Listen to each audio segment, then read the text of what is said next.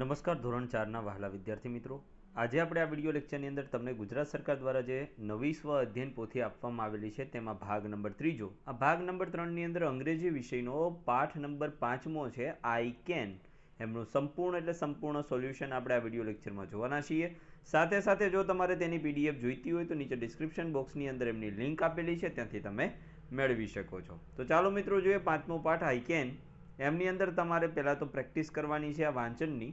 એમના પછી activity number પહેલામાં sing the poem monkey can jump and find out action word from the poem. તો example છે jump, fly, swim, run, play અને સે।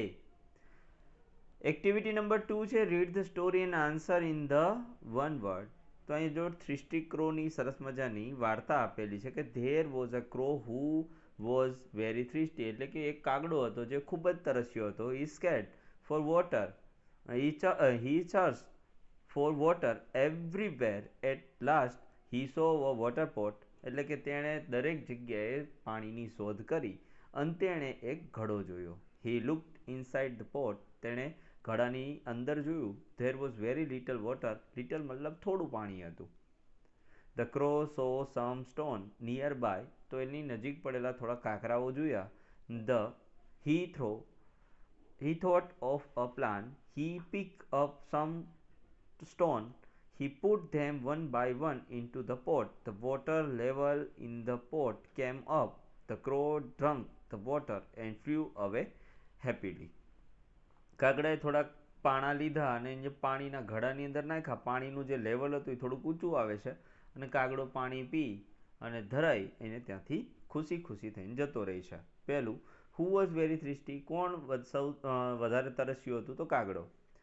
Was there any water in the pot, તો હા ત્યાં થોડુંક પાણી હતું। Find the opposite word of sadly, સેડલીનું થશે happily. The crow was in search of, કાગડો શું શોધતો હતો?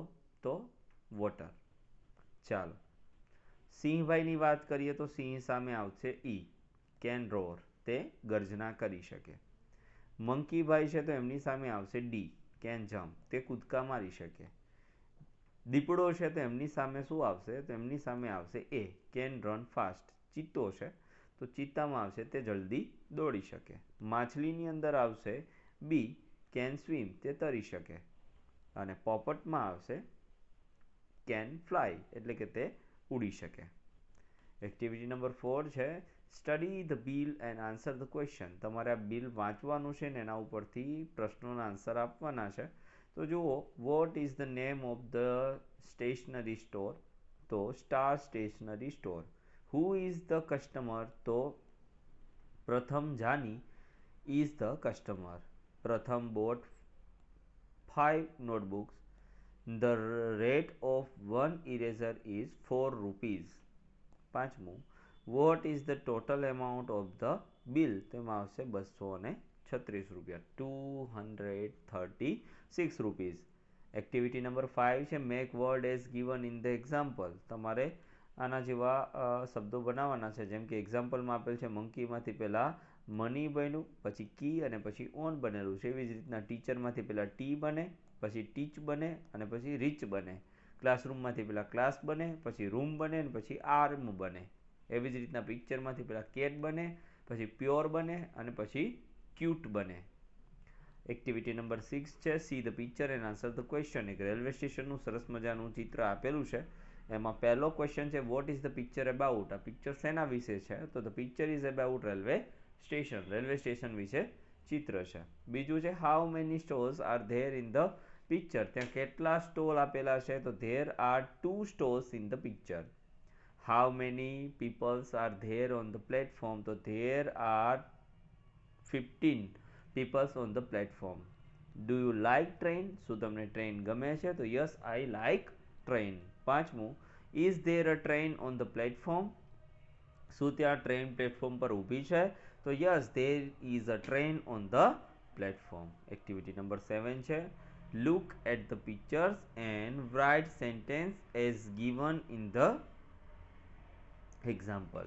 તમે ચિત્ર જુઓ અને તમારે શું કરવાનું છે? તો કે લખવાનું છે. રાઈટ, સેન્ટેન્સ લખવાના છે એના વિશે. એક્ઝામ્પલ જો કે આર્યન રીડ, તો he is Aryan, he can read. Neha અને સ્કીપ છે, તો she is Neha, she can skip. પછી છે પ્રથમ ડ્રો, તો હી ઇઝ પ્રથમ, હી કેન ડ્રો. ત્યાર પછી જય સ્વિમ, તો હી ઇઝ જય, હી કેન સ્વિમ. ત્યાર પછી છે પૂર્વાંશ ને પ્લે, તો he is Purvansh, he can play.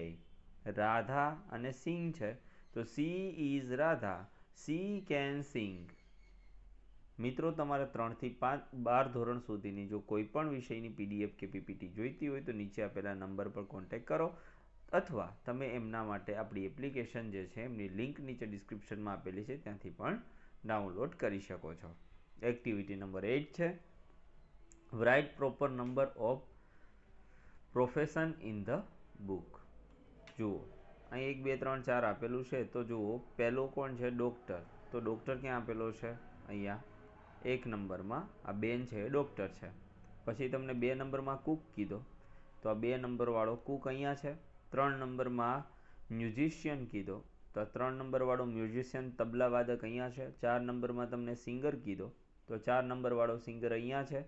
5 નંબરમાં પોલીસમેન કીધો, તો 5 નંબરનો પોલીસમેન અહીંયા છે. અને 6 નંબરમાં તમને ફાર્મર એટલે ખેડૂત કીધું, તો 6 નંબરનો ફાર્મર અહીંયા છે. એક્ટિવિટી નંબર 9 છે write the name of proper professions in the blanks. તો પહેલું Cook, tasty food, I am a cook.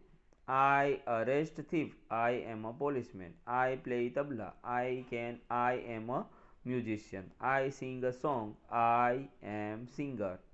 I work in a farm, I am farmer.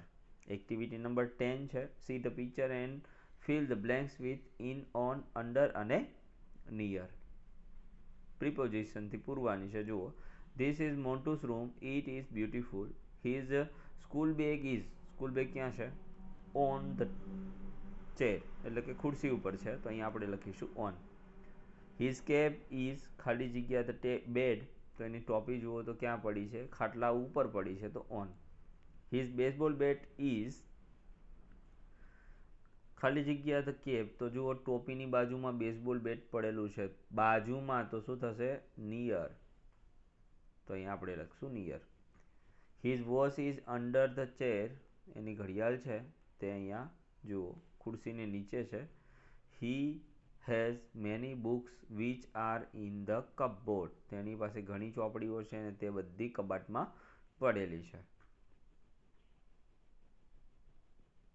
But the green book is near the table lamp. He liked to play football. 2. His football is in the box. He draw picture with a pencil which is on the table. His eraser is near the pencil. ચાલો, એમના પછી activity number 11 છે write the proper word in the blank.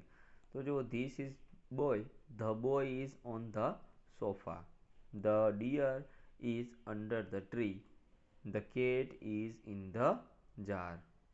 12મું study the table and complete the dialogue. આ વાંચવાનું છે અને નીચેનું dialog પૂર્ણ કરવાનું છે. Teacher, Suhani what can you do? Suhani, I can drew a beautiful picture. Teacher, who can sing an English prayer? So Dhruv, I can sing an English prayer. Teacher, Manisha, can you cook food? So Manisha says, yes, I can cook food. Teacher, Rohan, what can you do?